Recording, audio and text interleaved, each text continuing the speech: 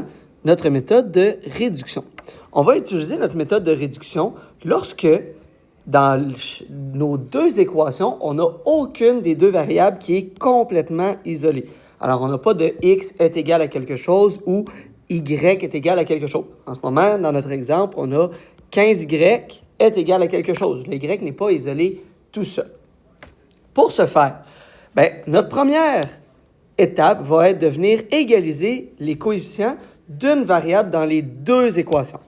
Pour ma part, je vais venir égaliser la valeur de x. Pour ce faire, je vais venir multiplier par le 2 ici. Fait que toute mon équation en haut, je vais venir la multiplier par 2. Ce qui va donc faire que je vais avoir 15y multiplié par 2, ce qui va me faire 30y. 9x multiplié par 2, ce qui va me donner 18x. Et finalement, 6 multiplié par 2, ce qui va me donner 12. Maintenant, je veux que mes x soient sur la même égalité, mais à l'inverse. Fait que si j'ai un x qui est positif, maintenant, je veux que mon x soit sur la même égalité, soit 18, mais qui vale un négatif, soit moins 18. Pour ce faire, je vais venir multiplier par le 9 qui est juste ici, mais pour qu'il soit négatif, multiplier par moins 9. Ce qui va donc faire que moins 5y multiplié par moins 9, ce qui va me donner ici 45y, qui est égal à moins 18x, puis finalement 10 multiplié par moins 9, qui va me donner moins 90. Une fois qu'on est rendu là, on est rendu à notre deuxième étape, soit d'additionner les deux équations. Et c'est de là qu'on va venir faire notre grosse addition. 30y plus 45y va me donner ici 75y, qui va être égal 18x plus moins 18x, ça va me donner 0, donc je n'ai pas besoin de l'inscrire, qui est égal, à 12 plus moins 90, qui va me donner moins 78. Si je veux connaître la valeur de y, je divise par 75, parce qu'en ce moment, j'ai 75 fois y. L'opération inverse de la multiplication, c'est évidemment la division.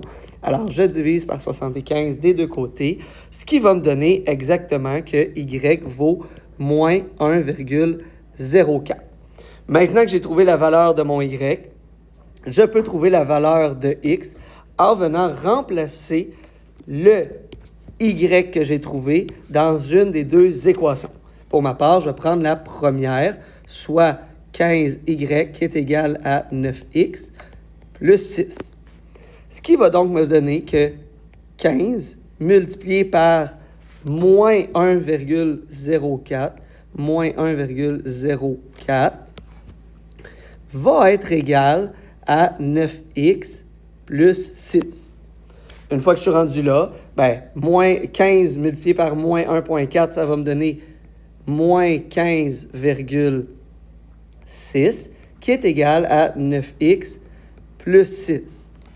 Maintenant, mon objectif, c'est d'isoler la valeur de x d'un seul côté de l'équation.